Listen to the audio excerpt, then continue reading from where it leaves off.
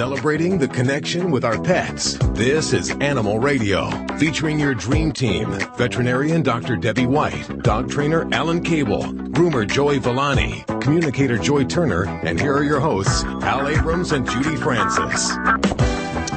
Judy has booked a humdinger of a show again. Today, Alison Eastwood is back. She, of course, is an actress, a film director, a producer, but most importantly, I think we all know her as an animal advocate. She runs her own organization called Eastwood Ranch Foundation. Well, we all know her as Clint Eastwood's daughter. Oh, yeah, there's that, too. She does some great work. She'll be joining us again today right here on Animal Radio. And, that viral video you've seen, maybe you've seen, 5 million people have seen it. Mr. G and Jellybean, what is it, a goat and a donkey or a burro or something like that? Yeah. The people that have rescued them and have adopted them or are taking care of them, fostering them, we will talk to them today right here on Animal Radio. They have a kind of one of those stories that'll just make the hairs on your back just stand straight up.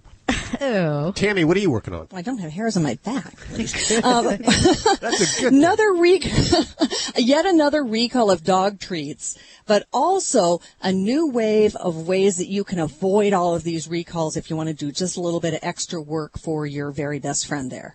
I understand you're also going to be telling us a little later on the different ways we can memorialize animals after they've passed. Yes, and some of them are rather... We'll say interesting. Let's use that word. Interesting. Yeah.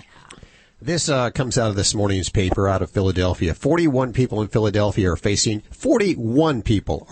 charges in what prosecutors call an elaborate insurance fraud scheme to use dead deer to fake car accidents. Uh-oh. Isn't that the strangest thing in the world? I saw nasty. that. $5 million scam, apparently. District Attorney Seth Williams says that this guy, Galati, coached customers to claim they had struck a deer rather than a car, and that way insurance companies would consider that like a no-fault accident. Their premiums wouldn't go up. They'd pay the claims, and their premiums wouldn't go up if it was a no-fault accident. Investigators say Galati stored deer carcasses, blood, and fur in the back of his shop to use as props. God. This guy is sick. How deep is this? Great business. Also charged are Galati's wife, son, daughter, several insurance company adjusters, tow truck drivers, a city official, and a police officer. That's how deep the big insurance fraud scam. Well, when it gets to be 5 million, you can expect there to be a lot of people involved. Yeah. I understand another story. This is a big story, so I'm not going to go into it deeply here. But I know that Tammy will be reporting on this later. But apparently, some veterans' flags at their grave sites have been vandalized and destroyed, and we're going to find out who the culprit is. I was going to say, who would do such a thing? That is a horrible thing. They caught him. That's low. Here's a hint. They caught him red pod. Red pod. Oh, no. Red pod. That's on the way right here. Let's hit the phones toll free. 1-866-405-8405. Hi, who's this? Name's Toby. Hey, Toby. How you doing today? Fair to middling, I guess, for a rainy day. Oh, I'm sorry to hear that. We'll send some sunshine your way, okay? Please do. I'm tired of this rain weather. Hey, I'm your sunshine here, Toby, so let's have a good day here. What can I do for you today? Well, I've got a 3.5 to 4-year-old German Shorthair Pointer. I've had her since she was 8 weeks old. She's traveled with me on the truck ever since she's been 8 weeks old, and she has got just atrocious breath. Is there something that I can give her that will help that? Oh, if it were only so easy just to give her something. Well, I mean, usually breath is a function of a lot of different factors. The most important thing is oral health. So if you got a stinky mouth from your dog, the first thing we always do is lift up that lip and see what the condition of the gums and the teeth are. A lot of times, what would be most useful is to address that. Does your dog need a teeth clean? Do we need to see about using some toothbrushing? There are some remedies we can try, things to add to the water to kind of help freshen the breath, but they are really just a temporary type fix and don't have as much efficacy if we don't deal with the underlying problem.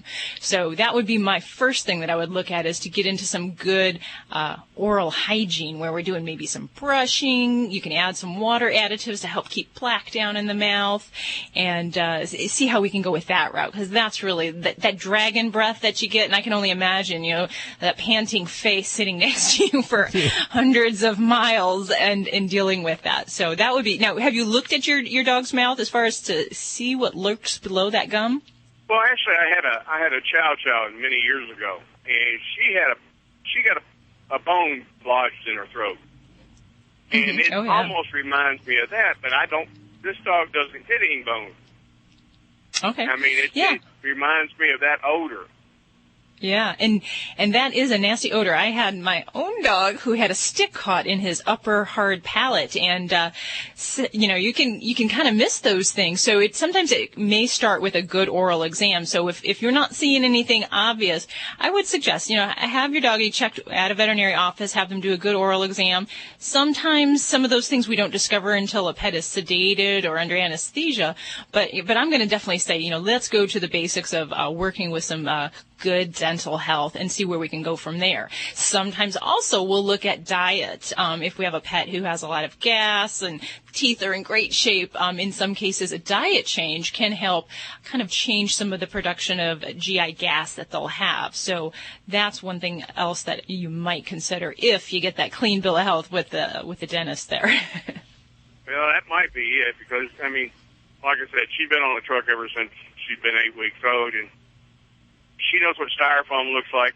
She knows what a white napkin looks like, and she knows 90% of the time she will not eat. I've never seen a dog do this. I can put food down for her, put water down for her, and I can leave the truck.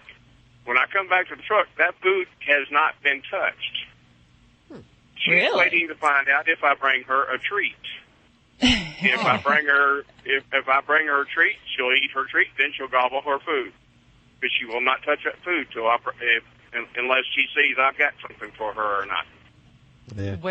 Well, we can see who's running the show here in your cab. That's called the good enough syndrome. When it's good enough, the food's good enough. If there's nothing else that's better, she'll eat it. We have that problem here. Y'all got me wondering about that dog food. Which one? The blue. Oh, Blue Buffalo. Yes. Mm-hmm. Blue Buffalo. Now, how do you compare it to the? I mean, I've looked at the labels on every dog food out there, and it all seems about 99.9% the same. Yeah, it depends where you're buying. I know the ingredients on Blue Buffalo, the first ingredient, we were just talking about this a few minutes ago. First of all, we can pronounce the ingredients. There's no byproducts, and the first ingredient is chicken. I don't know if that'll help with the breath, though. Yeah, and really, it's just really a matter of some pets with different diets will acclimate differently to them. So I'm not saying that bad breath is, necessarily a bad diet. So before you do that, like I said, I'd say pick up that toothbrush, pick up the phone, call your veterinarian for a good oral exam, and then start working on some brushing for those teeth. I noticed that. I'll start that, and I'm actually headed home now.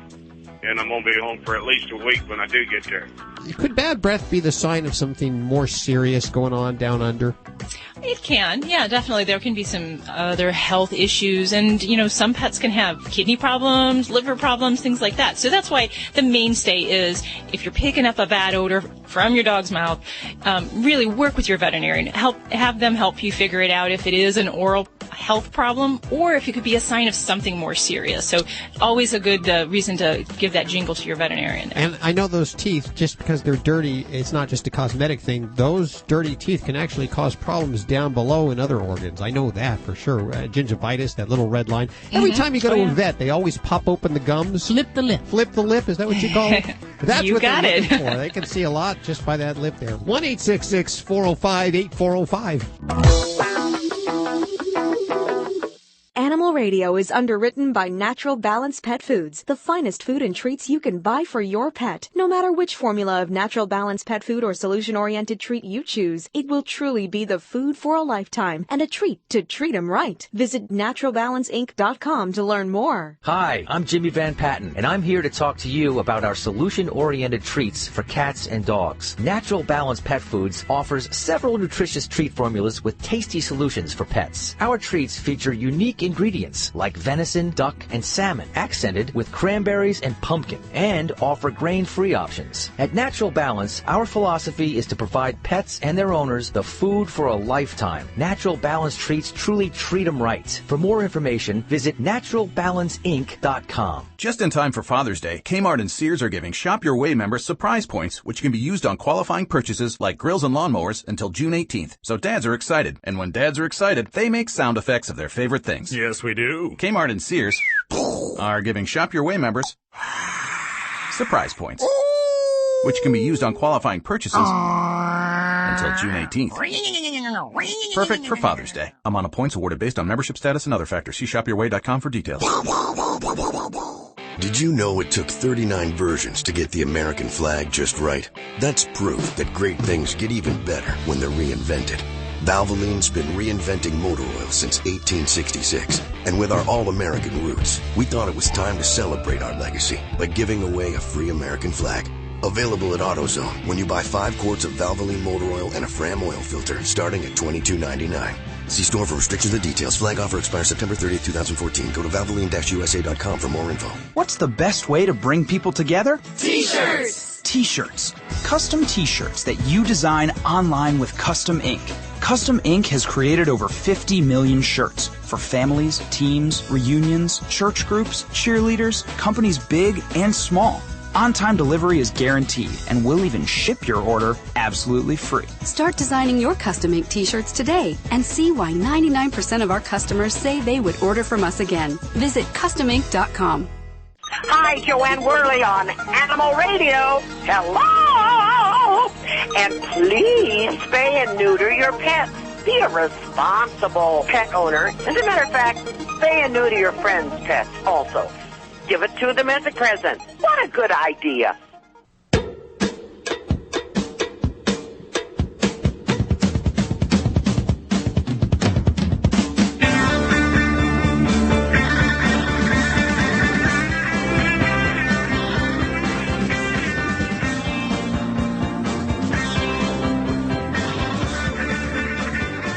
This portion of Animal Radio is underwritten by Kitty A Go-Go, bringing you 6 attractive litter box options in colorful designs, especially suited for smaller homes and apartments where traditional litter boxes are, well, you know, an eyesore. Available at kittyagogo.com. That's kittyagogo.com. Thanks, guys, for underwriting Animal Radio.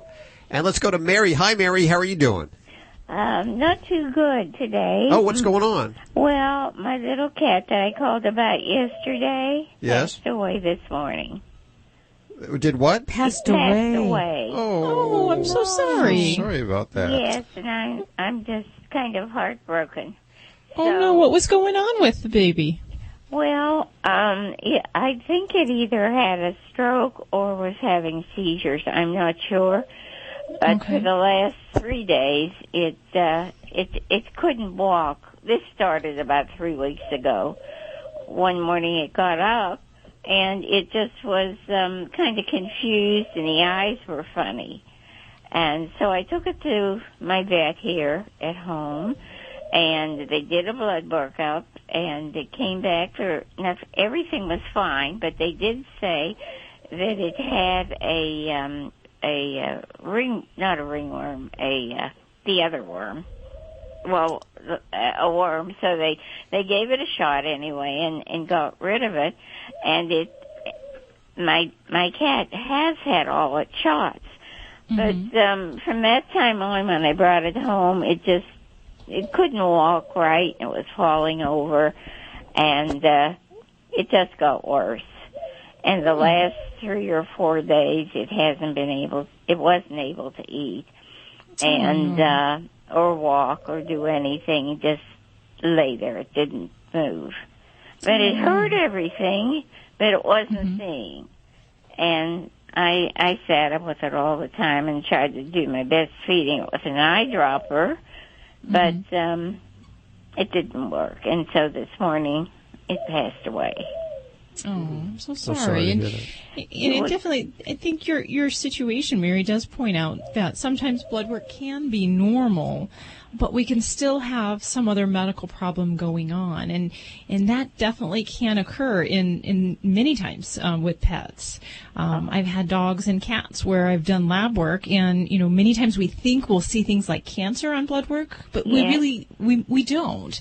We might see some changes that are indicative of a problem in certain parts of the body, but there isn't just a pure cancer screen that we can pick up on blood work. So for some of those type of conditions or concerns, we'd have to do other types of screening tests, whether they be x-rays or ultrasounds, things like that. Mm-hmm. Oh, goodness. And you said your kitty was having problems with the head and with the eyes. What was going on with that? I don't know. His eyes just got funny. He wasn't seeing anything, but I have a little dog, and when I would go into the room or my dog would run around, his name was Otis, my cat, he knew it, but his hearing was great. Because the ears I could tell he was hearing fine, but he just wasn't seeing fine. But he knew when we were there. I just didn't know. I didn't know what to do or what was really wrong with him, and I feel so bad because he was such a loving cat. And he, pardon me, he only had three legs. Really? Yes. I was down. Do you have time for a minute to hear this? Sure. Go ahead. I had taken my dog to the vets, and they had this cat recuperating, and they asked me the workers and that if I would take the cat home because it had its leg or its arm amputated, and they didn't want to have to take it back to the facility where it came from because evidently whoever had it, I don't know the history, but whoever had it didn't want to pay the bill or something. You know how that goes. So therefore, they asked me if I could take it because they thought it was such a nice kitty. And I did. I took it. And it lived with me for about 5 or 6 years. And then this happened, and I just don't know what could have happened because he was eating well up until this, and I'd leave him out in the daytime because I live in California, and it can be nice weather most of the time. And then I'd always see that he'd come in at about 4 o'clock. I'd bring him in, and he loved his home. But all of a sudden, just this one morning, he just was weird looking and wasn't acting right and didn't know me or anything. But and he did go outside then, huh? Yes, but he had all his shots. There's definitely some things that can come to mind when I hear of a kitty that has trouble getting around and not seeing and becoming very weak. Sometimes, unfortunately, when cats do go outside, there is an enormous potential for getting into different toxins, as well as other infections. So even if we're vaccinated for things like kitty distemper and rabies, there's still other types of infections, bacterial exposures, things that can be a serious threat to their health. So I would be only guessing what your kitty had, but it certainly sounds like it was something, much more severe going on. And I'm so sorry for your loss with Otis. It sounds like he was a very lucky guy, and you were at the right place at the right time to find him and have him enter your life. So, so hopefully you can remember those good years that you did give him that he wouldn't have had otherwise. Well, thank you so much. It's very nice of you to take the time to listen. And I do listen to the show with you it's on Saturdays. It's on my radio station Saturday morning, and I always try to listen. But I do appreciate it, and thanks again for calling. Thank you so much. What city do you live in? Santa Maria. Santa Maria, California. They love their animals there. Thank you so much, and our heart is with you. Thank you so much. Bye-bye. Bye-bye now. 1-866-405-8405. In just a couple of minutes, I want to ask you, Dr. Debbie, about this limping kitten syndrome. Have you heard of this? The limping kitten? I'm not sure what you're... Limping kitten syndrome that happens after their vaccinations, their bundle of vaccinations they get as a kitten. I may know it by something else. I can't say I've heard of the limping kitten syndrome itself.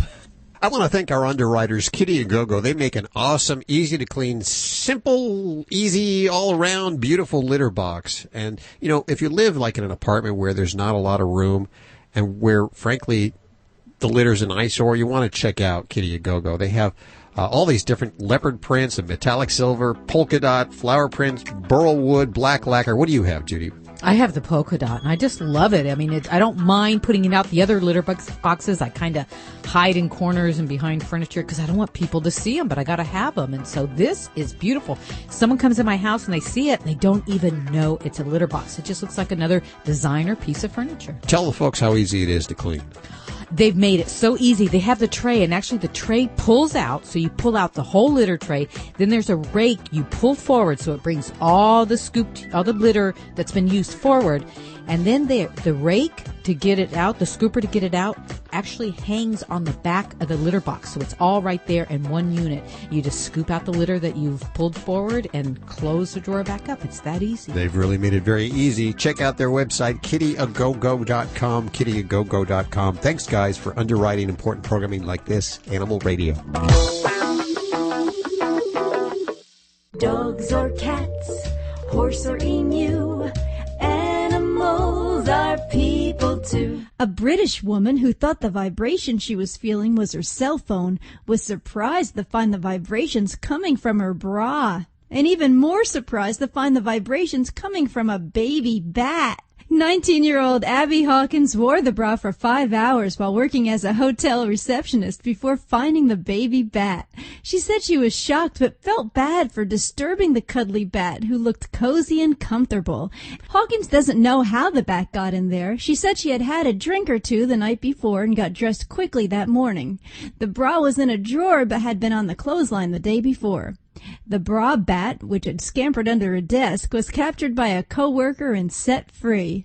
I'm Britt Savage for Animal Radio. Animals are people too. Animal Radio. Geico presents Fan Mail to a Pig.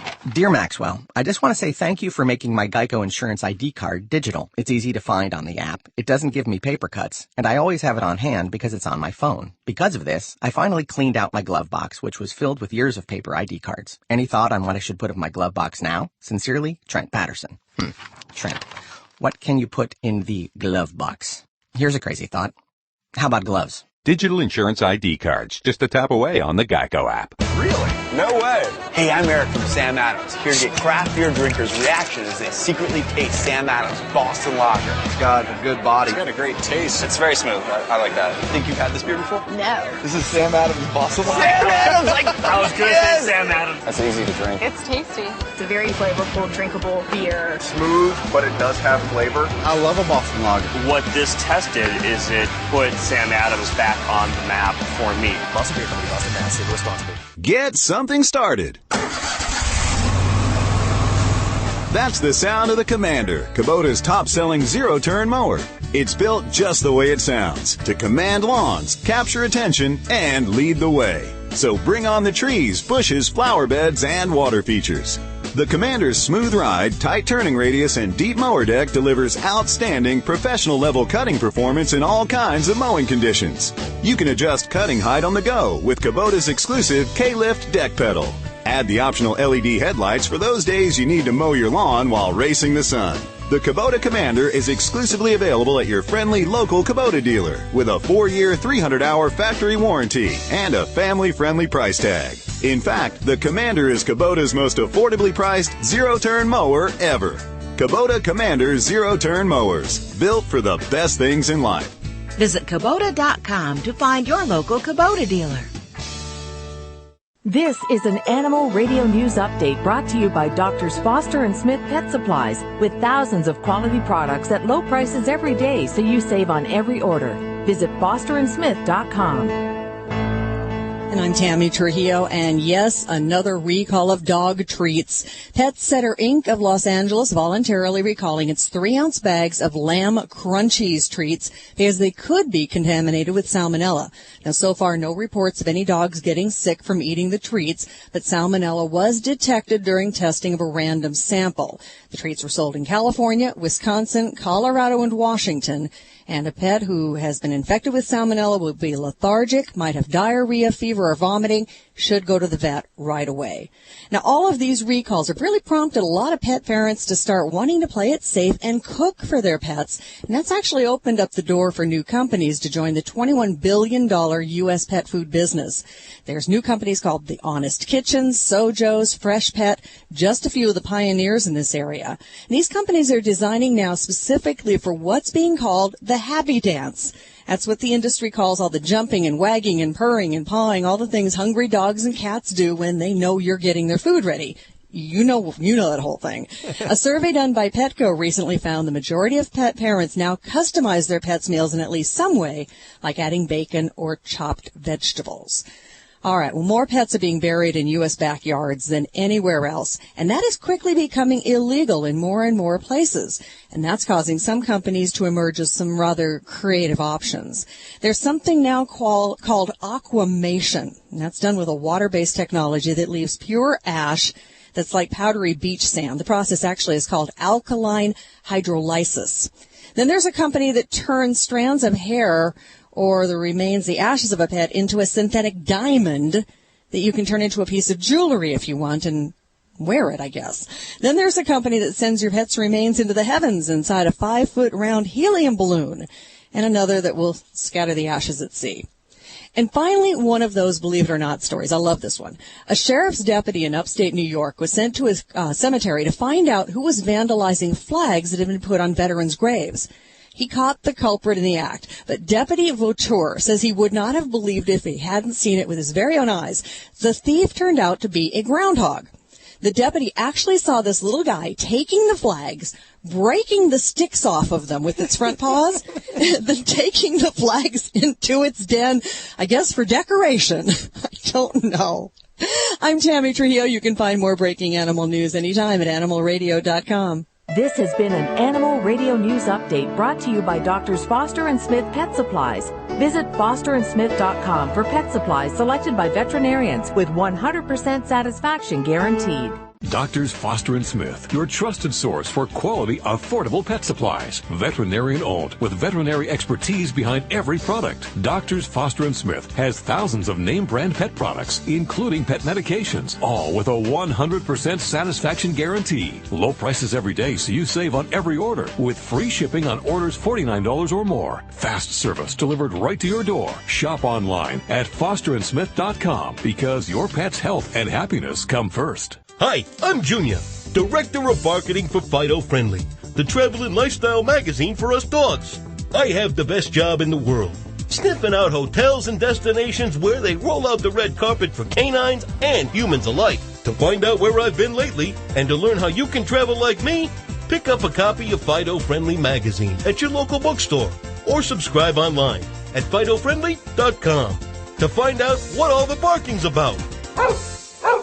We've talked about Sturla and Chewy's family of freeze-dried and frozen dinners for dogs. Now we're pleased to share 2 new exotic dinner additions, Simply Venison and Absolutely Rabbit. Both are made with 90% single-source protein and enhanced with organic fruits and vegetables. Each are fortified with vitamins, minerals, and probiotics to be 100% complete and balanced. Sturla and Chewy's, the official food of Ladybug, Animal Radio Studio Stunt Dog. Only the good stuff. For more information, go to SturlaandChewy's.com.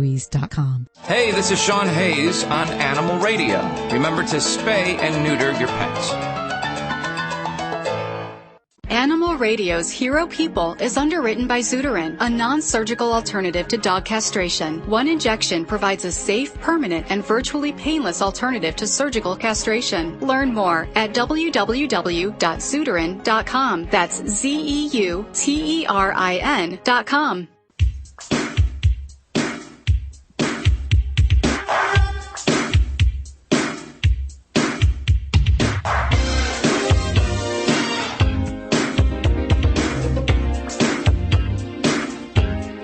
Animal Radio. Celebrating our connection with our pets toll free. 1-866-405-8405. To Dr. Debbie, dog trainer Alan Cable, dog father Joey Villani. On the phone with us, we have Kim Sturla. Hi, Kim. How are you doing? Hello. You're from. Fine, thank you. You're the executive director of the Top Dog over at Animal Place, right? That's correct. What is that? We are a sanctuary for farmed animals. So we rescue cows and pigs and chickens and turkeys and goats and sheep and rabbits. Wow. Now, where are you located? We're located in Northern California. We have 2 sanctuary sites, one in Vacaville, which is kind of Bay Area, California, and then one in Grass Valley. That's where our 600-acre sanctuary is, and that's in the Sierra foothills. Well, Judy's been telling me about this video about a lonely goat named Mr. G and his buddy, the Burro buddy Jellybean. And I haven't seen it yet, but I think I should have seen it because it's gone viral, right? Everybody's seen Well, my goodness, we've had 5 million hits, and you haven't seen it yet, huh? I know. Hal's behind the times. I am, really. I'm just adapting to that whole Facebook thing. I didn't think it would. In fact, I didn't think the whole internet thing was going to take off, and I was going to wait before I embraced it. But tell me, what is in the video? Just give us a quick synopsis for the radio listeners that haven't seen it.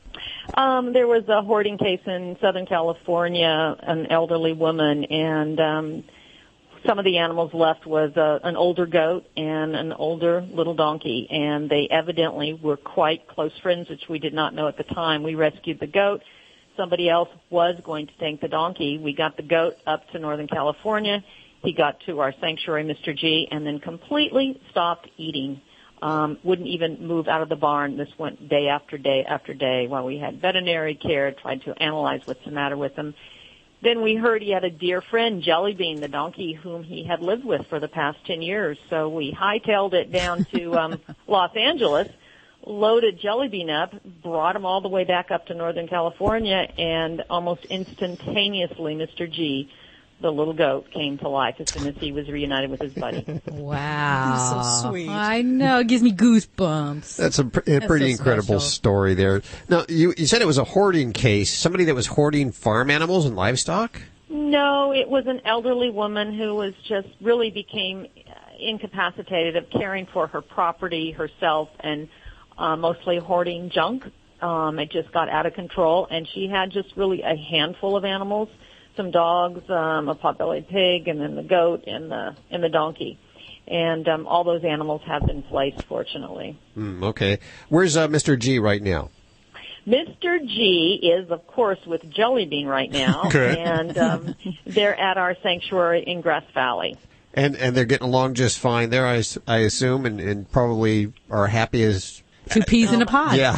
Well, my goodness. And it's really, when you're observing him, Mr. G is, I believe it appears, more bonded to Jellybean than vice versa. So Jellybean, who is a female, is one who really rules the roost. Okay, well, that explains things, yeah. And Jellybean, he won't let, Mr. G, the little goat, will not let Jellybean out of his sight. So Jellybean wasn't as excited to see Mr. G as Mr. G was to see Jellybean. Well, not as obviously as excited. Yeah, and she I did. do believe Jellybean was eating after Mr. G left. Yeah. But, they're buddies. They're clearly buddies. But go ahead and say it, Hal. I know Hal's going to say the woman has to act like she doesn't care. Aloof. Yes, I knew you were going to say that. Well, I don't know if it applies for these farm animals here. So let's give out the website, animalplace.org. What are we going to find over there? Well, what you're going to find is, this Saturday we have our 25th birthday. So we're having a Music in the Meadows bash here at the sanctuary. There's so much going on here all the time. We do an awful lot of education, and we have residential interns that actually come from all over the world. I assume you're Israel and Poland and Germany. Oh, wow. I assume you're a 501c3, huh? Of course, we are a nonprofit, and we're run by volunteers and some staff, and funded exclusively by people's donations.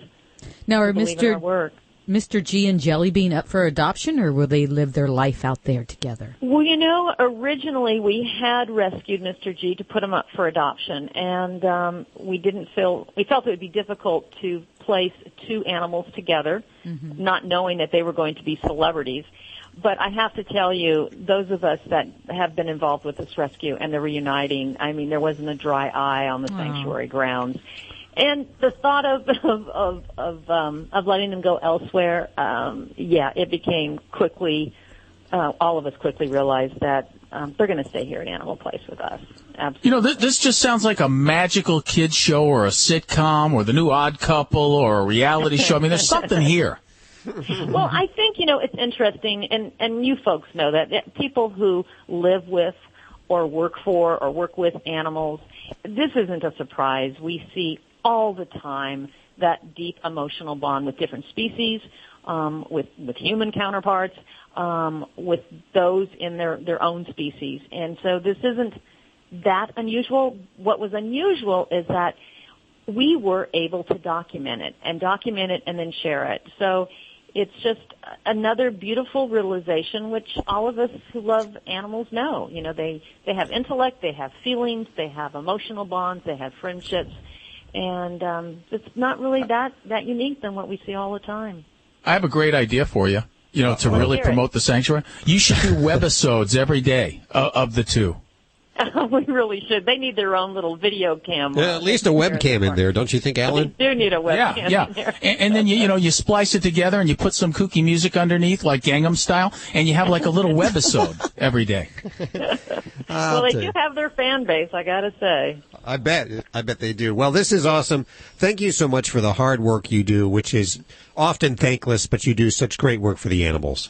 Thank you so much. It's a labor of love with all of us here. Animalplace.org is the website. Our hero of the week, there she goes, Kim Sturla on Animal Radio. By the way, I love this feature. I do love this feature. I don't, because that means I got to find somebody every week. That puts a pressure on. What do you mean? There's not enough heroes in the world? Yes, Judy, there's so many. Well, there are, but it's hard to track them down. And you see these things, and it takes forever to find them. And well, let's put out the call right now. Okay? John Smith. Do you know how many John Smiths there are in the world trying to find this one particular? Hey, but Judith, Miss Judy, ma'am, you know what you could do? You could call on the incredible listener base of Animal Radio to nominate their heroes of the week, and therefore you would have too many and less work to do. I think you just did. I really think that's an awesome idea. I wish I had thought of that idea. Well, We're going to be flooded, Judy. Watch out. Watch out. The email is Alan at... No, the email is your... Here it is, seriously. It is yourvoice@animalradio.com. Yourvoice@animalradio.com. I'm just trying to make your life easier, and you're just joking away. I think it's a great idea. I'd like to put the shout out for it. Send the emails in. If you know somebody that's doing hard work for the animals, that's just not getting the pat on the back that they deserve. Yeah, and it doesn't have to be a sanctuary with 100 animals. It could be some person that did something extraordinary for just one animal. Like the bucket list animal. There was one. There was our hero that was did the bucket list just for one animal. Her made animal. a difference in one animal's life. Yeah, but she started a whole trend now, so a lot of dogs and cats are getting their bucket lists handled. So she started something. Exactly. I want a bucket list now. I want a bucket. I'll get you one. You're listening to Animal Radio. Call the Dream Team now at 1-866-405-8405. Animal Radio's Hero People is underwritten by Zuterin, the only FDA-approved non-surgical method for sterilization of male dogs. Zuterin offers an alternative to neutering male dogs, thus helping reduce the pet overpopulation problem. One injection provides a safe, permanent, and virtually painless alternative to surgical castration. Zuterin, a permanent and cost-effective alternative to neutering male dogs. Learn more at www.zuterin.com. That's ZEUTERIN.com. You're listening to Animal Radio. Find us at animalradio.com. Log on, learn more.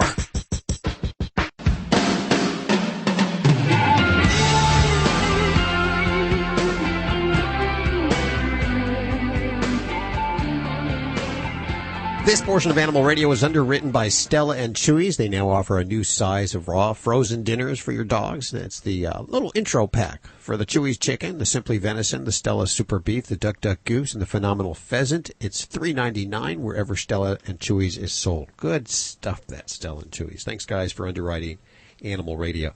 In just a couple of minutes, a very serious subject, vaccinations. And, you can find someone that disagrees or agrees on this topic. It's real easy to find a veterinarian that says, do all your shots, do all your vaccinations. Right. And you might find a more holistic veterinarian that will say, avoid these vaccinations. And you're going to be reporting on that a little later on, Tammy? Absolutely. It is controversial. You've got all kinds of different ideas coming around, but We've taken a stand here in our household. Oh, yeah? Because we ended up on the wrong side of one of these vaccines just a couple of weeks ago. Really? What happened? What vaccine, first of all? This was just your basic kitten package. Okay. The package you give kittens when they're 8 weeks old, and then, you wait 2 weeks, you give them their second set, and then they're good to go. And this involved a little trio of kittens. We had been bottle feeding since they were a week old.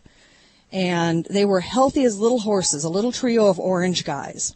We took them in. They were a little over 8 weeks. We took them in for their vaccines. They were checked out healthy. They got their vaccines. They came home. They get their vaccines that day. They're a little kind of lethargic, right? One of them started limping. And we called the vet and we said, one of the little guys, Saxy, was limping. He said, that's limping kitten syndrome. Never heard of that before, but no, I haven't either. But he said it can happen after the vaccines. So we said, well, okay. A couple of hours later, we went in the room. Saxy was having trouble breathing. He was turning blue. Rushed him in the car. We didn't get him to the vet in time. He died in the car. Bad. So he died literally 5-6 hours after getting his vaccine. Wow. And as you'll hear in the story, it was an allergic reaction. And now some vets are actually giving an antihistamine ahead of time to ward off this kind of thing because his throat literally closed up. He was blue. It was heartbreaking for us. So we're scared to death of vaccines right now at my house. Okay. Yeah, that's interesting. It's just horrible. Find out a little more about that. And then I'm also going to ask this Dr. Patricia White, she's more of an allergist and a dermatologist, but I'm going to talk to her about vaccinations and allergies to vaccinations like this and find out what her take is on the limping kitten syndrome. Yeah, rare, but my doctor immediately had that name for it, and it didn't surprise him terribly, but he said it is rare. But what really upset me, and I love my vet, don't get me wrong, I love this guy, swear by this guy, is he didn't see that as a precursor to what happened a couple hours later, and that really frightens me because now I'm telling everybody if the kitten starts limping, do something, do it right then, get it to the vet right then, don't wait, because to me that looks like kind of a warning sign now. I wonder if there's a connection, if it's always precursor to that. Well, we'll find out in just a couple of minutes here with the doc. Yeah. You're listening to Animal Radio. Call the Dream Team now at 1-866-405-8405. Hi, this is Betty White. All us animal lovers love Animal Radio. Please help every way you can to make life better for our animals. Alan Cable, time for another dog tip. We had a call about dogs marking in the house. The woman who called's dog wasn't neutered. Neutering is a good idea because it can prevent the habit from starting. Marking is a way for dogs to communicate lots of stuff like territoriality. It's important for you to remember when your dog marks that he's not trying to be mean or spiteful. Now, there might be a medical problem, so a good idea is to always take your dog to the vet first. Then you know if there's nothing physical wrong, it's a behavioral problem. So what do you do about it? Well, you've got to put yourself in a leadership role, building your dog's confidence by setting him up for success. The first thing is to take him on walks every day consistently. On a leash, never let him be in front. He's always at your side. You exit the house first, you enter the house first. Get a crate and have your dog sleep in it. Letting a dog sleep with you in bed can give him the perception that he's in charge of all the people in the house. Make sure if you let him roam around, you're there to give him constant supervision so you can make a quick correction if he tries to mark. And don't forget to clean all the spots with something that'll erase the scent, or he'll be tempted to go back there. Don't forget to praise good behavior, too. Get more tips at animalradio.com. You're listening to Animal Radio. Call the Dream Team now at 1-866-405-8405. Let's go to Carolyn. Is it Carolyn or Caroline? Carolyn. How are you doing today? Well, I'm okay. I'll say that anyhow. I have a terrible cold, but that's all right. Oh, what's going on there? I don't know. Just something I get from time to time. I was calling because I have a dog and a cat. Actually, my daughter and son-in-laws, but we all live together. We have a terrible flea problem. Now, she used Frontline Plus. Are you familiar with that? Oh, sure. Well, that hasn't done anything for fleas. And I'd like to know if there's something that I could rub onto them to give them some relief. Like, I used Listerine on the dog one day only to find out that that's toxic to animals. I don't know. Is that true? Well, I mean, I've heard of that where people use this topically to kill fleas, and I can tell you there's so many better things than Listerine.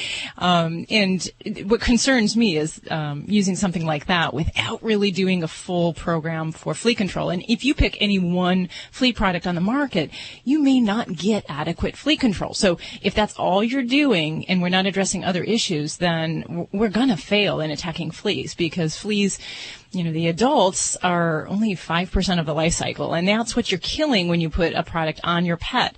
Now, granted, Frontline Plus does have something that helps to kill that next generation of fleas, but in many cases, we have to work on environmental control, and we also sometimes have to even add in some oral medications to help do a kind of a quick kill for a really uncomfortable pet.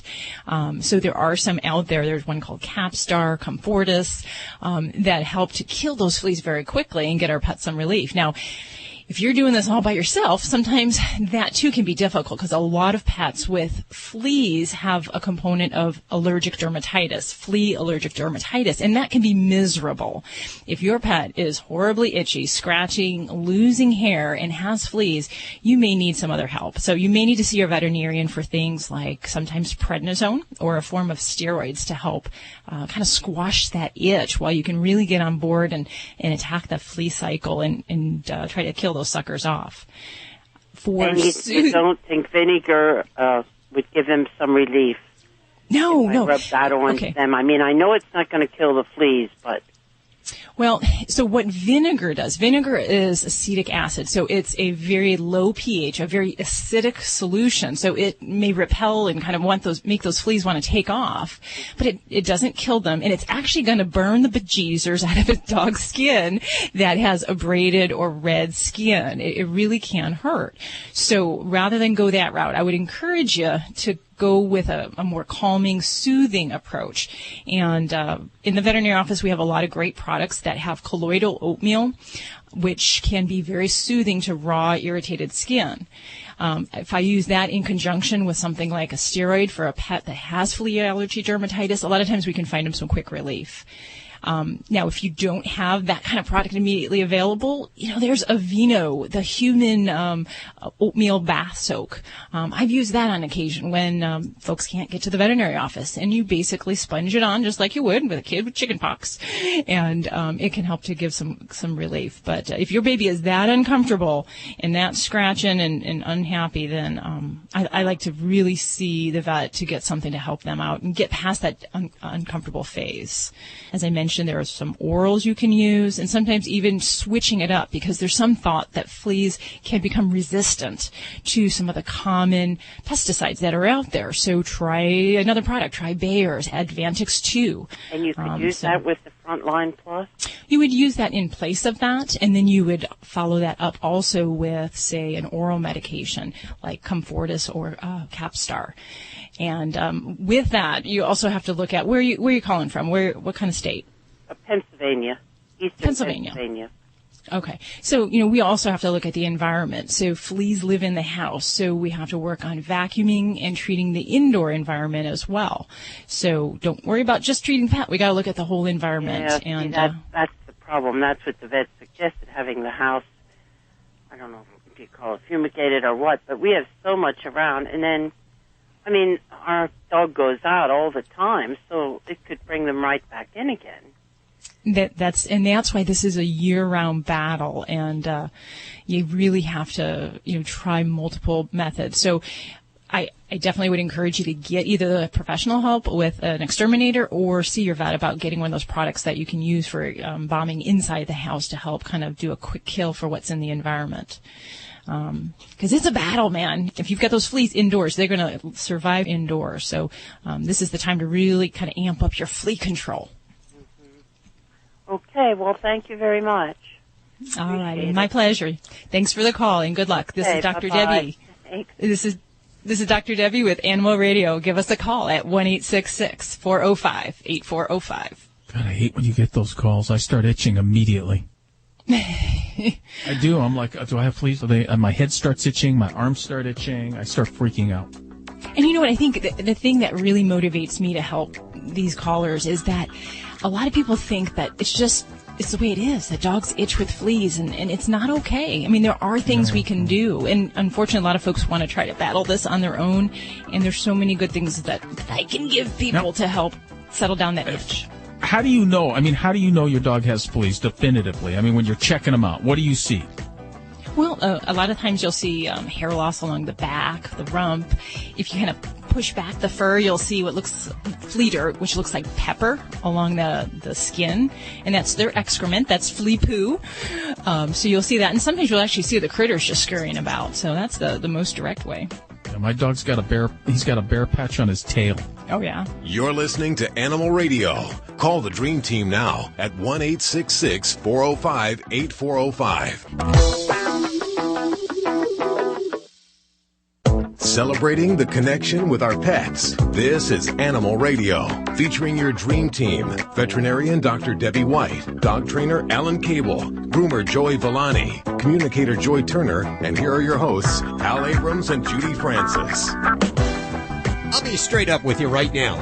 Usually I look for a couple of things to talk about in the beginning of the show, or the beginning of every hour, just to kind of tease you to bring you around. I don't know what to pick today. There is so much happening. We've got Alison Eastwood joining us. This is her second time, of course, Clint Eastwood's daughter. And that was, the first time she was on was just after Clint started talking to chairs. And, oh, yeah, I remember that. Which is good, because I love everything with four legs on it. So there you go. And she'll be joining us in just a few minutes. I don't know what she's up to. I think she's calling from an audition. She doing an audition? She's going on an audition. We'll have to find out what that's all about there. Also, we're going to find out about the allergies that your pets may suffer from. It is allergy season. Depending on where you live, like if you live in Atlanta, it's always allergy season. I was going to say that between Vegas. Food allergy. Yeah. Vegas is another place you probably have allergies all the time, just where the weather is all hot and stuff like that. Hot, sticky. Now, do you have fleas year-round in Vegas? You know, we really don't. It's too dry in Las Vegas. We can get fleas that will thrive indoors, and actually that's really common. I'll have a client that travels to California on the weekends. Bring some back. You know, then their house is filled with fleas, and they're like, I don't understand. There's no fleas in Las Vegas, but they're bringing it every time they go back to inoculate in California. So you still got to be on the radar and look for those guys. Okay, if you've ever suffered from allergies or your animal has, we'll find out details about all the different kinds of allergies and how to cure them coming up in just a few minutes with another Dr. White, I might add. It's Dr. White Day. Also, Kim, yes, go ahead, sir. What about my story of the day, Hal? What about my story of the day? Oh, poor Alan. What are you whining about? Do we have time for his story of the day? I have a story. Okay. My story of the day, you'll have to search the internets, and this has never happened before because, as you know, when I tell you these animals, they all come from different places, but there's a beautiful story on the internets about a lion, a tiger, and a bear who are best friends. Oh, my. Yes. They were discovered in a drug dealer's basement as cubs. And they now live together in an animal sanctuary, and they are best buddies. I mean, they hang out together, they sleep on each other. They're all grown up, and they eat together. And when you see it, it's amazing because these three types of animals in the wild would never even meet each other because Hal, you know this. Lions are from, I think they're from where do they come from? Africa. Yes. And tigers are from somewhere else, and and bears, they're from North America. Yes. So it's just a beautiful story when you see the animals' heads together and they're all kissing each other. You just it's just a beautiful thing. I just made me feel good. I believe we have Lois on the phone. Hi, Lois. Hi, how are you? Good. How are you doing? A little disappointed because I'm unable to listen to you today. I don't have any corn. My lights are out. Your lights are out. Where are you? Corn? Yeah, I don't understand. Where are you? I'm in Bermuda. Bermuda. You're listening to Animal Radio in Bermuda. And what? Yes. You don't have any electricity today? No. Why not? So, my lights, I'm having a problem with it. One part of my house has lights and the other part don't. I'm just waiting for an electrician to come. Well, what kind of pet issues are you having? I have a Rottweiler. Well, I had 4 of them, right? And I noticed 2 of them, summertime, they seem to have this dry skin. Okay. And there was a call-in gentleman. He gave a name of a product that he used. He found very good, but I could not catch the name of it. He spelled it out and everything, and all I can get from him was CA, and the rest of it I could never get it. And who said that on the radio? It was a call-in. One of the gentlemen must have been listening. One of the callers. Yes, okay. Can you recall, Hal? I'm not sure. You know, I don't remember what it was, but what would you use in this particular case? You're having like dry spots on your dog? Dog, okay. Right. Okay. I used to give him cod liver oil tablets. Okay. Yeah. I put that in his meal, and I have a shampoo that I use, but it seems like just summertime it happens. Okay. Through the winter, it's okay. Alrighty. And are your doggies, are they scratching? Do they have any kind of hair falling out? Yes. Okay. All right. Well, I mean, the first thing I'm going to say is that, before we talk about things to add into the diet, you're in a very interesting climate there, so you probably have some warm, humid conditions, and I'd have to say things like fleas are a big concern that I'd be looking at, and I'd want to make sure we're very vigilant about flea control.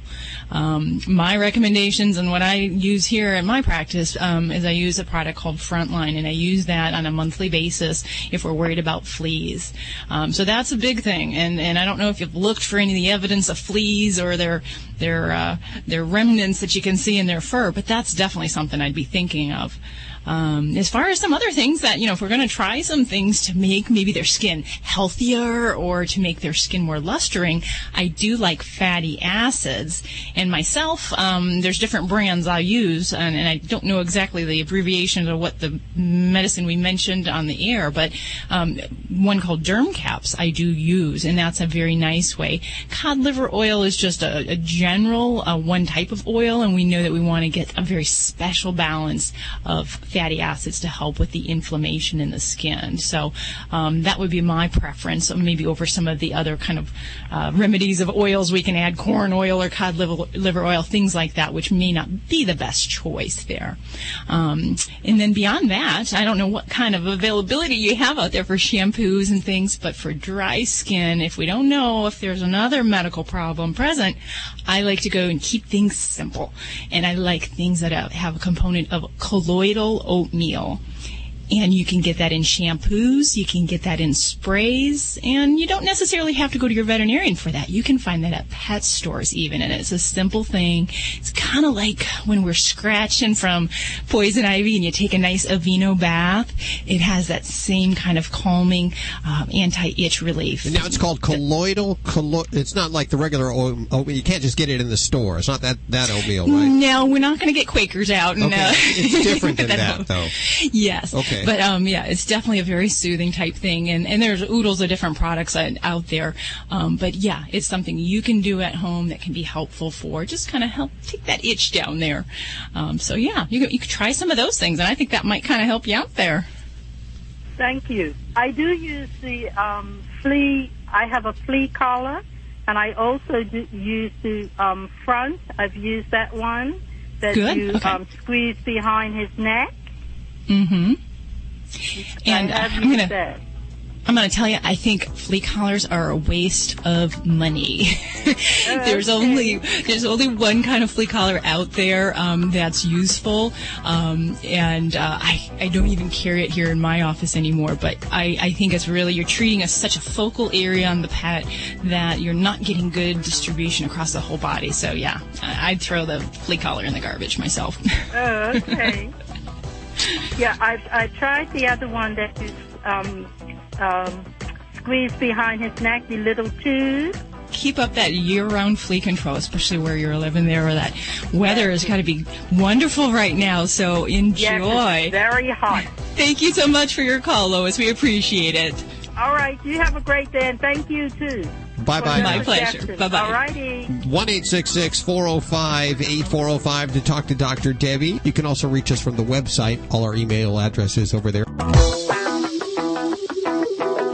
Just in time for Father's Day, Kmart and Sears are giving Shop Your Way members surprise points, which can be used on qualifying purchases like grills and lawnmowers until June 18th. So dads are excited. And when dads are excited, they make sound effects of their favorite things. Yes, we do. Kmart and Sears are giving Shop Your Way members surprise points, which can be used on qualifying purchases until until June 18th. Perfect for Father's Day. Amount of points awarded based on membership status and other factors. See shopyourway.com for details.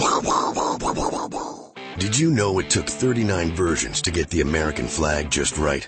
That's proof that great things get even better when they're reinvented. Valvoline's been reinventing motor oil since 1866. And with our all-American roots, we thought it was time to celebrate our legacy by giving away a free American flag. Available at AutoZone when you buy 5 quarts of Valvoline motor oil and a Fram oil filter starting at $22.99.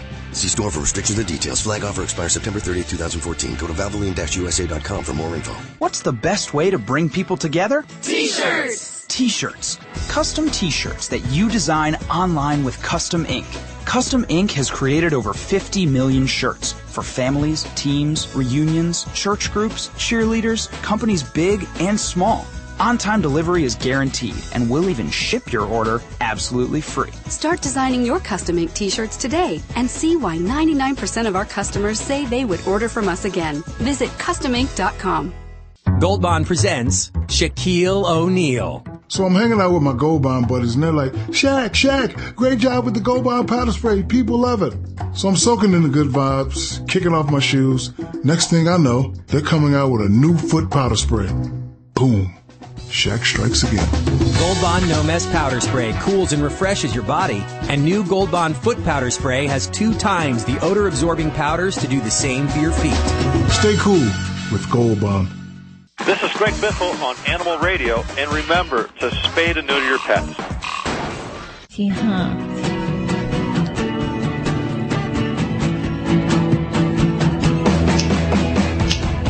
Who's this you brought in today, Nikki? This is my Nikki girl, my 13-week-old Bouvier, and she's dipping her stuffed alligator into the water bowl. I think she thinks it needs to swim. So well, maybe she thinks it's thirsty. Could be. I'm sure the alligator will be peeing as much as she does.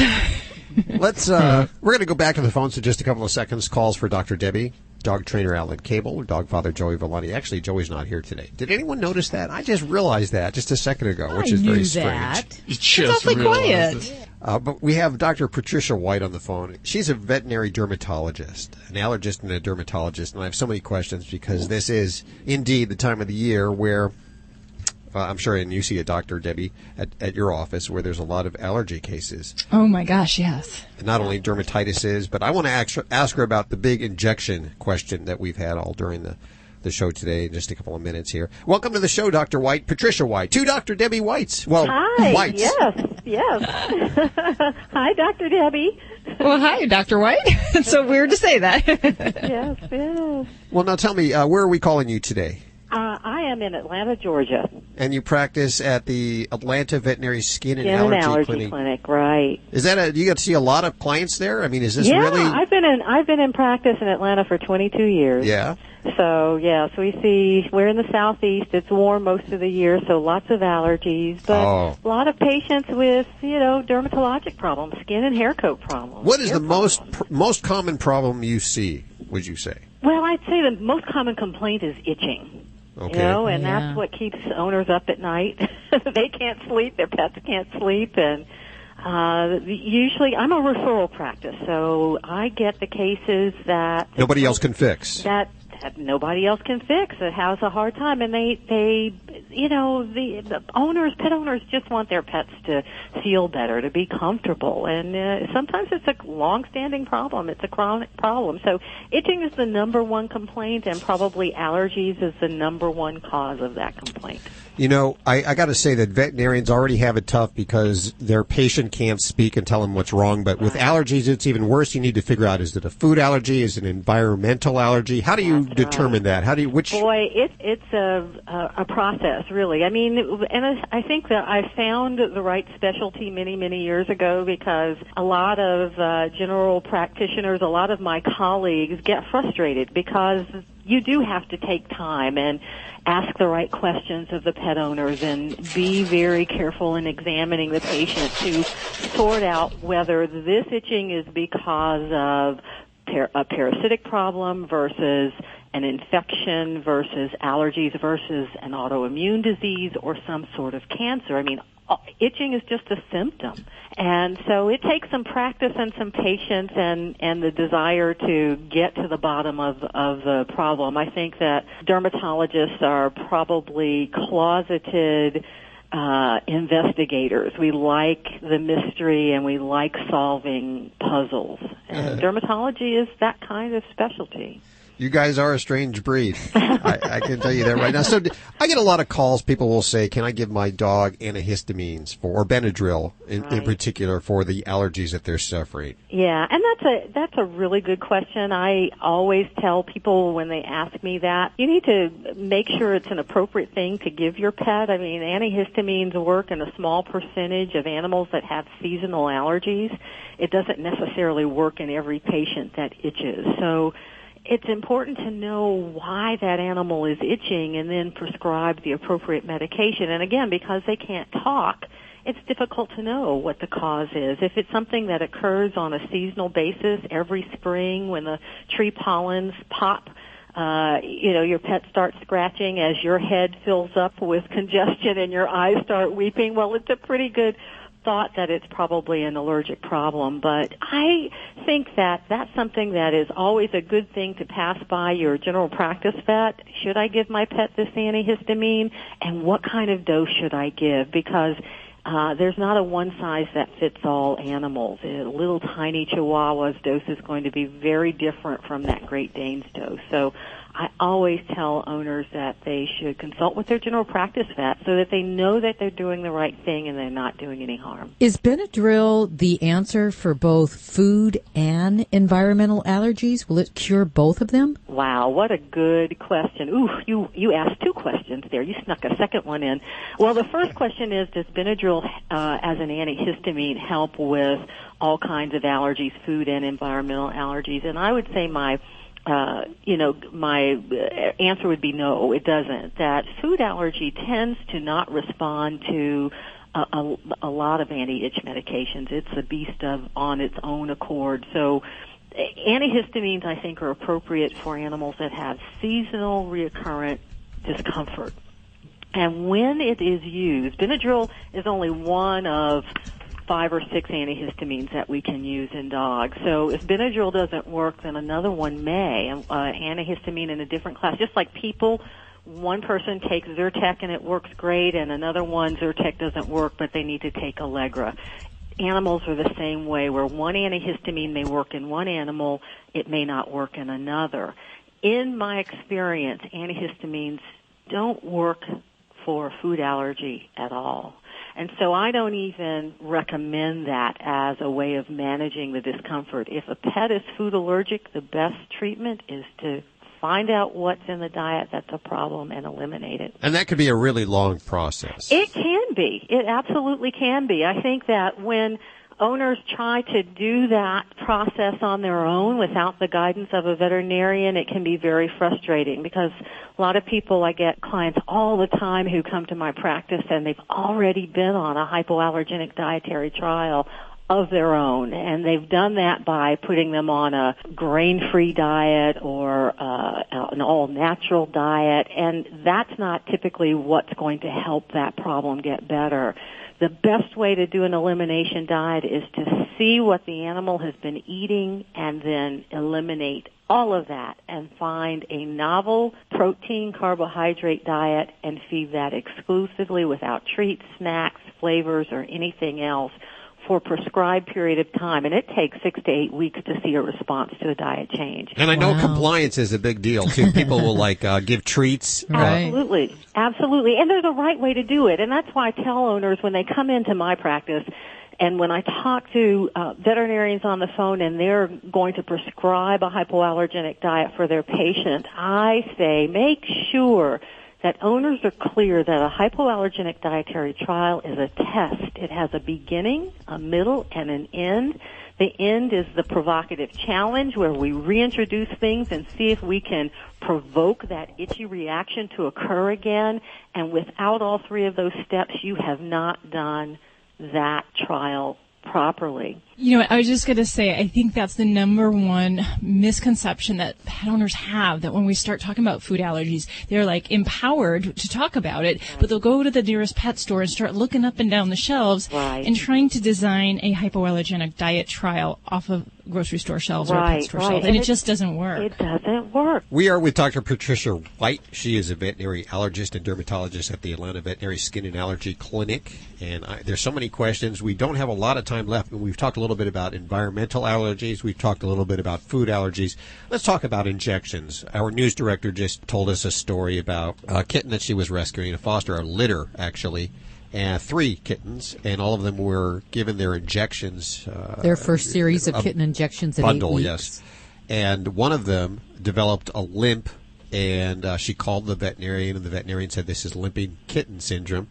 And then within 6 hours, that animal had suffocated and died. What? Wow. Are there allergies that relate to injections? Well, you know, allergies, I think, is probably not the right way of describing the reaction that you just described. It sounds like it was a drug reaction, a reaction to the vaccine that caused a very severe systemic immune reaction to the vaccine, whether it was the virus itself or the adjuvant, the carrier agent. Oftentimes, a reaction will develop with vaccines, but I don't like to put that in the same category as allergies. Okay. It's significantly more severe.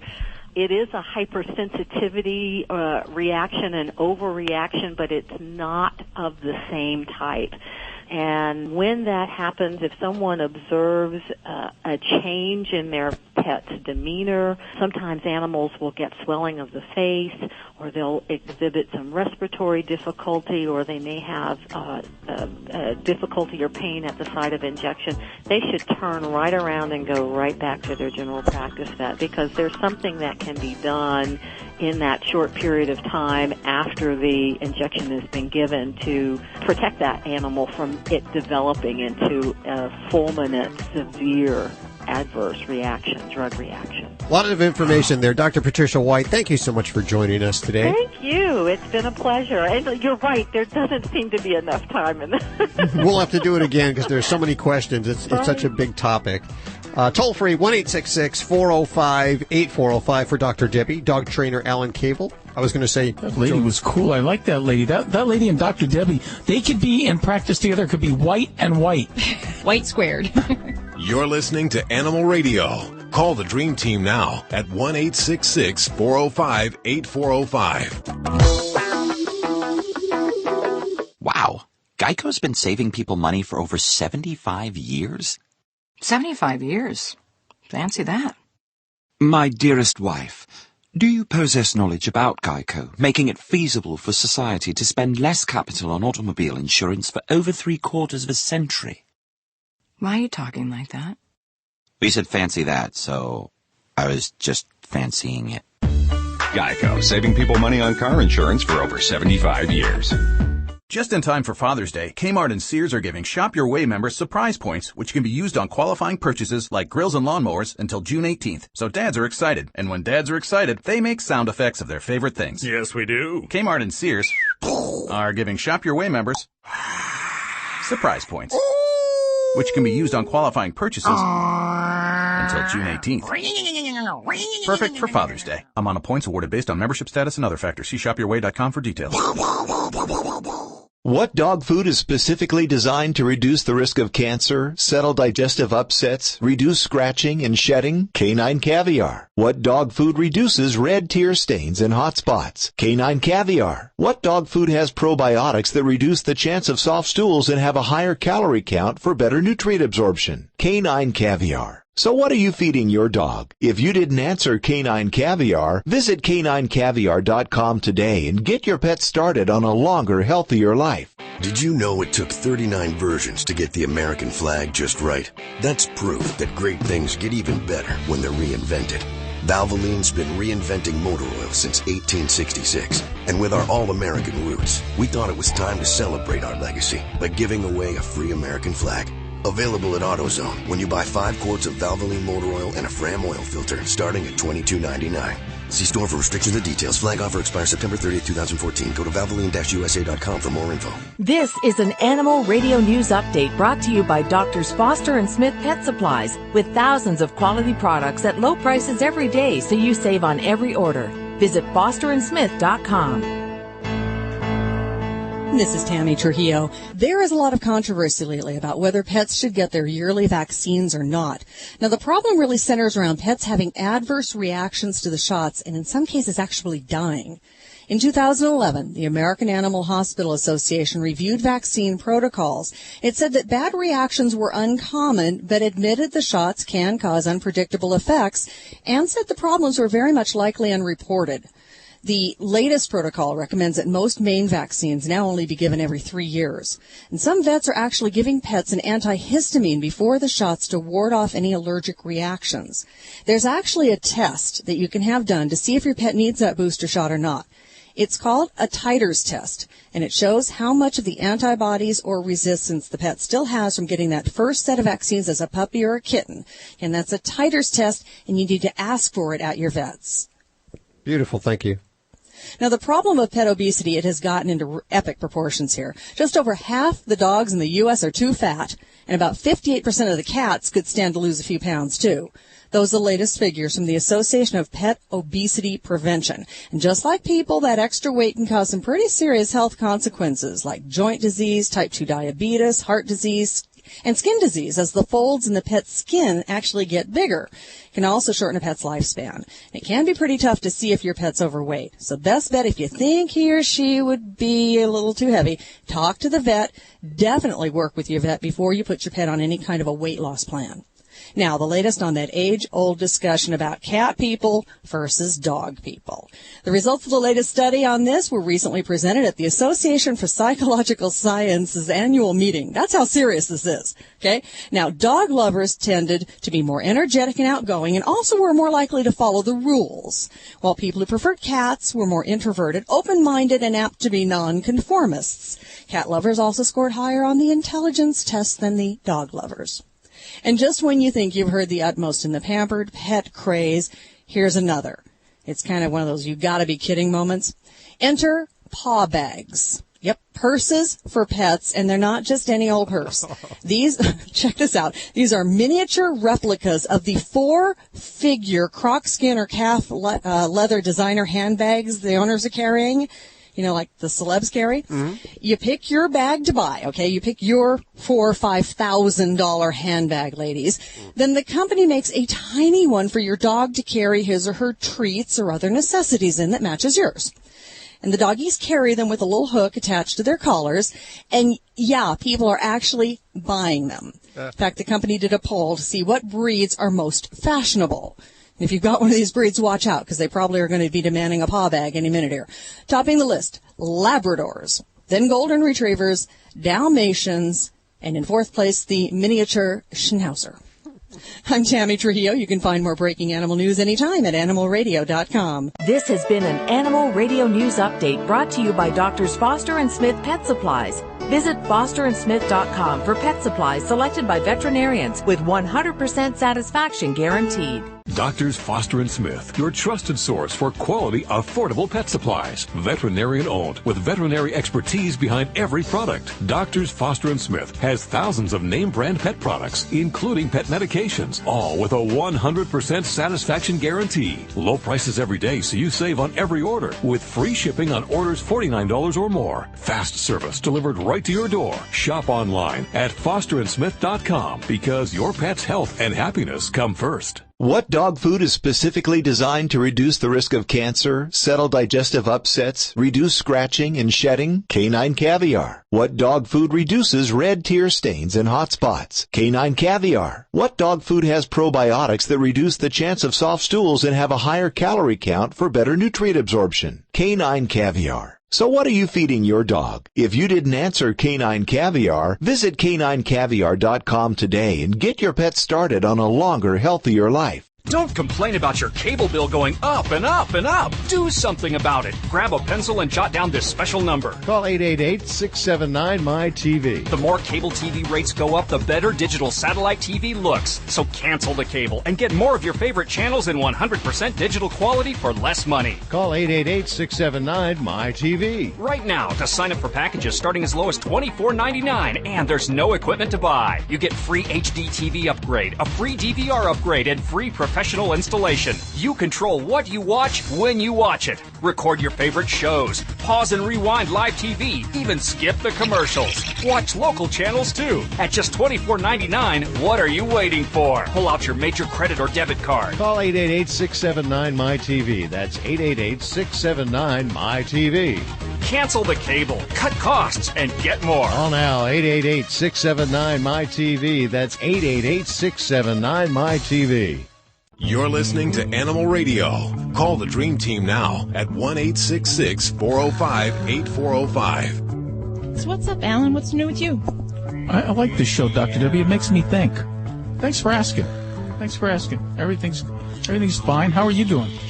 I'm doing good. I'm getting sleep finally with this puppy. Oh, you're such a good dog owner. Well, anyway, I rotate through the duties with my husband. One day he takes puppy care in the morning, and then the other day, I'll get to go to the gym. And so they're a lot of work. It's like a lot of work. It's raising not a easy. furry kid. Oh my gosh. And I learned so much. I've had puppies or I've had dogs my whole life. So, it's not like I haven't raised one before, but each one is an individual. I think you learn so much from each new dog. They're all different. Even though they're the same, they're all different. Well, they all have their own personality. And those that say that cats are individuals and don't have personalities and they're low maintenance, then I got stuck with like 4 high maintenance cats with big personalities.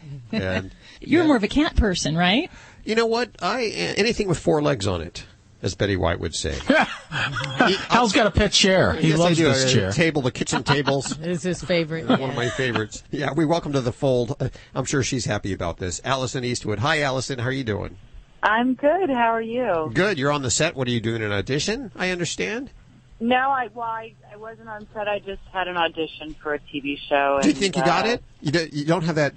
that enthusiasm. I certainly would love to get it, but you never know, man. It's a stiff competition out here in La La Land. So. Okay, all of us collectively, everybody that's listening right now, a little mojo for Alison. Just think good thoughts and hope she gets this audition. Yeah, man. Yeah, definitely. I was just listening to you guys before you patched me in, and I agree with you. Anything with 4 legs, even a table, I I love that. Well, you put together a new organization called No Pet Left Behind. What is that all about? Well, that was actually an event that we did back in February, and it's an event. It was kind of the first of its kind in California. We partnered up with another couple who do these events across the country, and it's basically a pardon.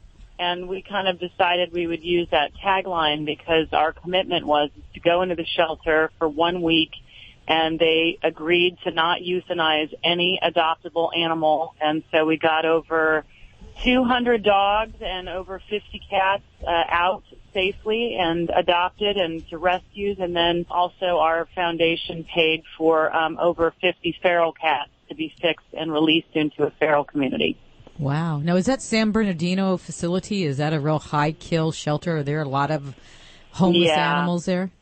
Yeah, there are. Unfortunately, in the kind of more rural areas, that are a little bit more, I hate to use the word depressed, but, not thriving. And there's unfortunately a lot of critters out there. And those shelters, the Riverside, San Bernardino, Lancaster, they're all fairly high kill shelters, and they really struggle out there. So why do you think that is? Well, I think it's several reasons. In my opinion, I think that there's a mentality out there. There's a lot of people, like I said, that it's a little bit more of a poor area. So a lot of people who do get pets don't spay and neuter. So there's a lot of spay and neuter issues going on in those areas, and of course we try to encourage these different spay and neuter clinics to go out there and to offer either low cost or no cost spaying and neutering to the communities.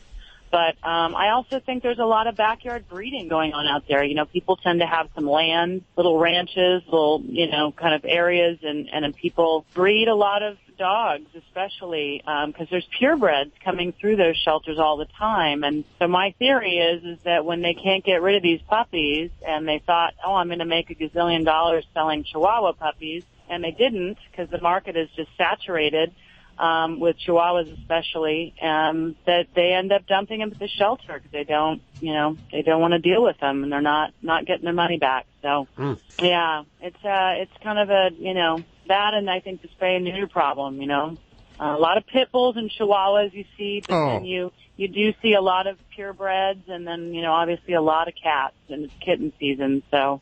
Yeah. There's a ton of them right now. We just rescued 23 kittens that were set to be euthanized from the Coachella Valley shelter last week, and one mama cat. So we've got a gaggle of kittens, as I call it. A gaggle of kittens. Okay, now's the time to hit the shelter and adopt those animals, I'm telling you. We're with Alison Eastwood, and I guess the last time we talked to you was October of 2012, and I remember the interview distinctly because that's where I found out that my hero was allergic to horses. Oh, right. Of course, your dad. But you were also kicking off a show called Animal Intervention on Nat Geo. How did that go? You know, I mean, the show, they only bought one season, so, I mean, it got picked up, but then it didn't carry on, which was, you know, disappointing. But honestly, I think a lot of these shows that have animal rescue are hard for people to watch. Tell us quickly about the Eastwood Ranch Foundation. The Eastwood Ranch Foundation. Well, I created this with my partner. Her and I went to high school together, and we both love animals, and we decided that, you know, we sold the show together, and we decided we wanted to create a nonprofit to help with not only our community. I mean, we'd like to, you know, be a national nonprofit eventually, but right now we're kind of focusing mostly in Southern California with hands-on domestic and, you know, dog and cat rescue. But also, again, raising awareness, educating the public about the spaying and neutering and the necessity of that. You're doing such great work. I'm going to give out that website. It's www.eastwoodranch.org. And, of course, we'll put links to everything you've heard on today's show over at Animal Radio. Alison, thanks so much for coming back and talking with us again. Thank you. And I look forward to speaking to you guys again sometime. Well, you'll call back and you'll say, hey, guess what? I got that the job. gig. Well, I want to know, what did you try out for? What did you audition for? It's like blowing out the candle before you can't do that. Is it a comedy? Is it a dramedy? Is it a whatever that means? Is it a drama? What is it? Well, let her answer. It's a drama, and it's called Aquarius, and it's an NBC show that David Duchovny is starring in, and it takes place in the 60s, and he plays a private detective. So that sounds so cool. Fingers crossed. Fingers crossed. Duchovny, he's a great actor, and it really was an interesting piece. So we'll see. Even if I don't get it, may the best woman win, and then hopefully it'll be a good TV show because we need more of those. Who is there? And if it takes place in the 60s, you'll be smoking a lot. There'll be a lot of smoking, and it's kind of late 60s, so lots of brown bell bottoms and, you know, and mustard colored and orange and all those colors from the 60s. Were there other well-known actresses there trying out at the same time? No, I didn't see anyone. It was pretty quiet today. It was a producer session, as they call it, and, you know, it was just kind of walk in and do my thing and leave. And I kind of look at the list. There is a little list of who signed in before me, but I didn't notice anyone, you know, immediately that went, ooh, but, you know, it's usually me and like 20 other blondes. So. Was Tony Danza on that list? Because he's looking for any part. I don't remember him being blonde, but he's not on that list. Just natural blonde, not a lot of people know that. Thank you so much, Alison, for joining us today. Hi, this is Paul Reiser, and you're listening to Animal Radio. Every minute you're here, you're not harming someone else. You're listening to Animal Radio. Call the Dream Team now at 1-866-405-8405. Hi, Teresa. How are you? Good. How are you? Where are you today? I'm in Virginia. Ooh, that's a beautiful state. It's for lovers. Did you know that? I heard that. Dr. Debbie's right here. How can we help you? I I have 2 German Shepherds and a mixed dog, and a neighbor of mine raises cattle, and I buy grass-fed beef from her, and she gave me some uncooked bones for them that have the marrow in them, and I was wondering if it's okay to give it to them. Okay. My opinion, I do not like to feed bones to dogs, and I'm going to have probably a million people calling up and saying, Doc Debbie, you don't know what you're talking about. I've been feeding my dog bones their whole life, and they're great. The big problem I have with bones isn't so much, whether it's cooked or uncooked. It's just the fact that bones are very strong, and dogs' enamel of their teeth, it does not compete when it comes to bones. So we'll often get a lot of cracked teeth, which can lead to open teeth and root canals and things like that. So I'm really not a fan of just giving them the cow bones themselves. The other risks we run into also, would be foodborne illness, getting bacterial infections and so forth, as well as the good old bone piece that gets stuck in the throat or in the gut or where have you, and causes, emergency surgery and so forth. So I personally am not a fan of that. There are people that believe in the raw diets, and that is part of the cornerstone of that. I just don't fall in that nutritionally, and professionally I can tell you I've seen many pets suffer, not all survive, coming up face to face with bones. So my best advice is stay away. Okay, thank you very much. That was a pretty simple answer. There you go, Teresa. Thanks for your call at 1-866-405-8405. What about that compressed rawhide stuff? Is that okay for them? Yeah, I'm a real big fan of that. And anything we give our dogs to chew, the important thing is supervision is always, always, always important. But the compressed rawhide, and if anyone doesn't know what that is, that's that nice big pieces of rawhide that they compress with high pressure so that you don't have those little slipped edges or the soft parts, and it holds up really well, especially to the large dogs. So for my Labradors, the compressed rawhides last many hours versus 15 minutes with the other stuff. What do you recommend for dogs that just like to chew on something? That like to chew. It depends on their jaw strength and what breeds. Now, some smaller breeds can do very well with some of the rope bone type toys. That gives them something to chew on. They have a lot of fun with that. Now, when you get to a larger, more destructive dog, they can ingest that. So you have to watch their toys a little more. So for large breeds, I'll tend to look at things that are nice, heavy-duty, rubber style, not any of that soft vinyl stuff. And the Kong toys, a lot of the heavier Buddha bones are very good. And then the compressed rawhide is probably one of the more edible things that I like to go to. The whole dream team's here, 1-866-405-8405 to talk to Dr. Debbie. Answering your calls. Judy Francis at 1-866-405-8405 right now. You're listening to Animal Radio. Find us at animalradio.com. Log on, learn more. This is Glenn Close on Animal Radio, and remember how very, very important it is to spay or neuter your pet. No, that's terrible. Okay, start again. This is Glenn Close on Animal Radio, urging you to spay or neuter your pet.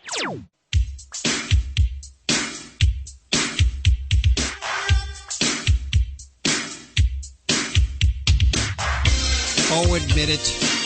You're one of those people. Cat dictates where you sleep in your bed because you don't want to wake him. Yeah, sure, the cat and the dog both sleep exactly where you'd like to sleep. And sure, you get no sleep, but you're not bitter because you love those animals dearly. You don't dare disturb them. Of course not. It's Animal Radio, 1-866-405-8405 if you're like me, bitter because, not bitter because the animals can sleep anywhere in your bed. Slip. Then you're listening Truth to the comes out here, Hal. It right comes radio out now. show. Yes. Hi, Brian. How are you doing? Good. How are you doing? I'm just laughing at that because, my cat dictates where I sleep when I go home. Well, you'll be like a pretzel, won't you, in bed? Round your cat, won't you? Oh, yeah, and I'm always reminded when I was younger, I heard a story about Buddha and how he was late for a meeting because he wouldn't disturb a cat that was sleeping on his robe, so he had an aide cut the robe around the cat. Oh, my God. Oh, I love it. That's a great story. Look that one up, Guido. I want to share that with the kids. How can we help you today, Brian? Well, I had called a while ago about my cat, and the thing is, I drive a truck for a living, and you guys were really awesome. You actually sent a book to my ex-girlfriend who my cat is living with, and it's been really helpful to her, and she really appreciates it. You know, and understanding cats, because she's never been around any, so that was really great. Good. Well, great. But my question is this. I drive a truck for a living, and my cat's an older cat, and she hates to be in any vehicle, and I just don't want to put her through the trauma of getting used to being in the truck. So I was thinking of getting a kitten, but I was wondering if there was any advice you had on getting a cat used to riding in a truck. Oh, sure. Yeah, definitely. Part of that is actually going to become part of your kitten training. And we kind of scratch our head. We don't really train kittens, do we? Dogs we do train as puppies. But kittens, you basically are going to make her sensitized to this kind of travel. So litter box habits, that comes easy. You don't have to train that. But what we'll do for training for travel is we're going to start very simple. We're going to start first off with, now I got to ask you first of all, do you want her having free roam of the cab, or are you going to actually have her in kind of a confined little area? Nope, free roam. You know, the old thing, you know, dogs have owners, cats have a staff, and the cat gets free roam. She'll run the truck, pretty much. Well, basically, we're going to it helps if we have a home base that we can acclimate her to. So if you have a cat bed that we can get her used to, we're going to try to ask her to try to get comfortable in that when we start training her for the car.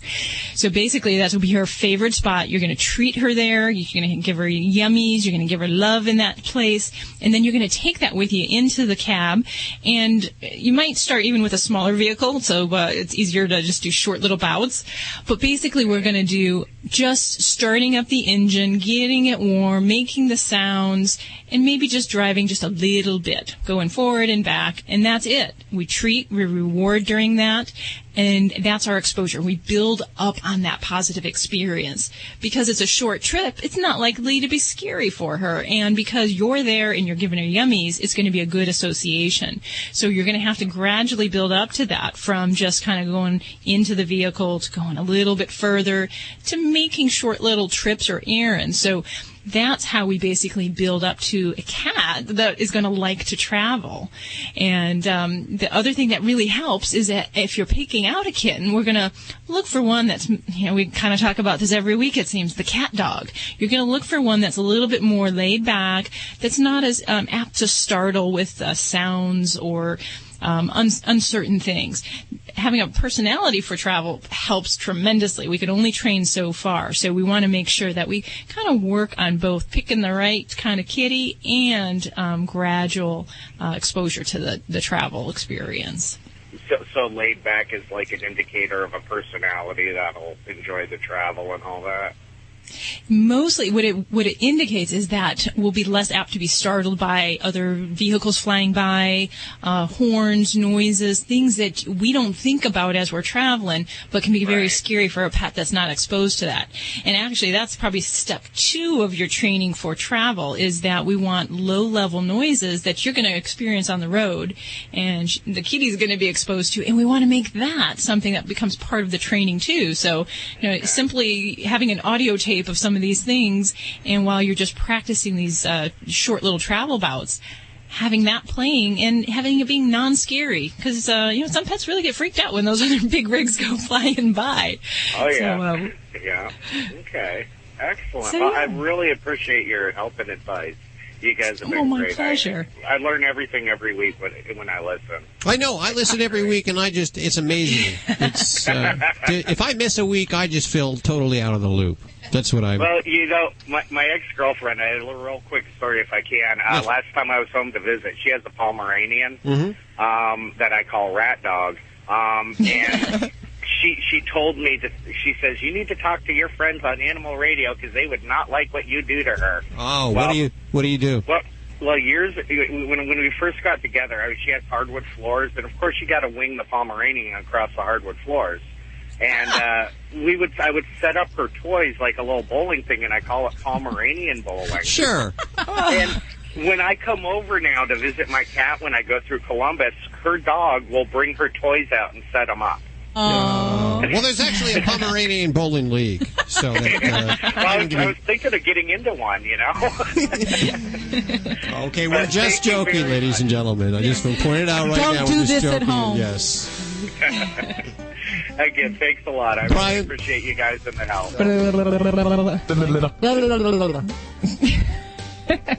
That's all. I want to thank everybody who joined us today. Of course, Alison Eastwood, Dr. Patricia White, Kim Sturla. Be sure to check out Dr. Debbie's books. If you own a Yorkshire Terrier, a Shih Tzu, a Pug, or a Mini Schnauzer, or should I say if they own you. You'll want to check out How to Be Your Dog's Best Friend. It's over at Amazon. It's a Kindle book, and we'll put links over at animalradio.com. Really, everything you've heard on today's show. Don't forget to download the Animal Radio app for iPhone, Android, and BlackBerry. It is a free download. You can listen to the show as well as ask your questions directly from the app and browse our deep resources. Have a great week. We'll see you next week right here for more Animal Radio. Bye. Bye-bye. Don't forget to check out Hal's new book, How to Love Anything with Four Legs, including tables and chairs.